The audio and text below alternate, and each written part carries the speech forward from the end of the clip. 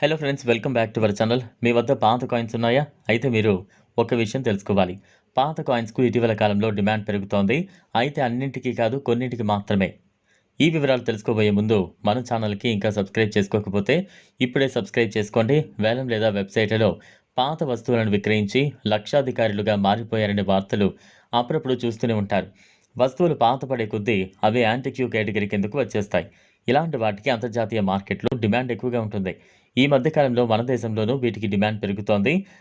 ఇలాంటి అవకాశమే ఈ మధ్యన కామర్స్ వెబ్‌సైట్‌లలో కూడా అందుబాటులో ఉంటోంది. వేలంలో ఇందిరాగాంధీ బొమ్మ ఉన్న పాత నాణాలకు భారీ రేటు లభిస్తున్నట్టు తెలుస్తోంది. ఏకంగా 10,00,000 వరకు ధర పలుకుతోంది. మీడియా నివేదికల ప్రకారం చూస్తే ఒక వ్యక్తి ఇలానే పాత రూ. 5 నోటును విక్రయించి లక్షలు సంపాదించాడు. ఈ నోటుపై ట్రాక్టర్ బొమ్మ ఉంది. మీకు కూడా పాత కాయిన్స్, నోట్ల సేకరణ అలవాటుగా ఉంటే లక్షల్లో సంపాదించే అవకాశం ఉన్నట్లే. మీ వద్ద కూడా వైష్ణోదేవి బొమ్మతో కూడిన రూ. 10 నాణెం ఉంటే దాన్ని బిడ్డింగ్‌కు పెట్టొచ్చు. కేంద్ర ప్రభుత్వం ఇలాంటి కాయిన్స్‌ను 2002లో మార్కెట్‌లోకి చలామణిలోకి తీసుకొచ్చింది. ఎందుకని ఇలాంటి పాత కాయిన్స్ డిమాండ్ ఉందో ఒకసారి తెలుసుకుందాం.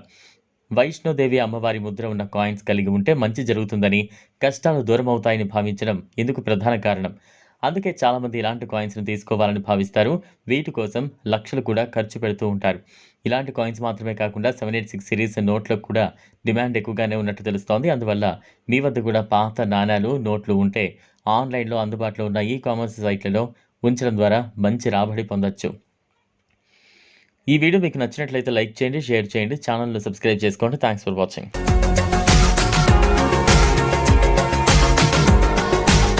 మరిన్ని అప్డేట్స్ కోసం మా ఛానల్ని సబ్స్క్రైబ్ చేయండి.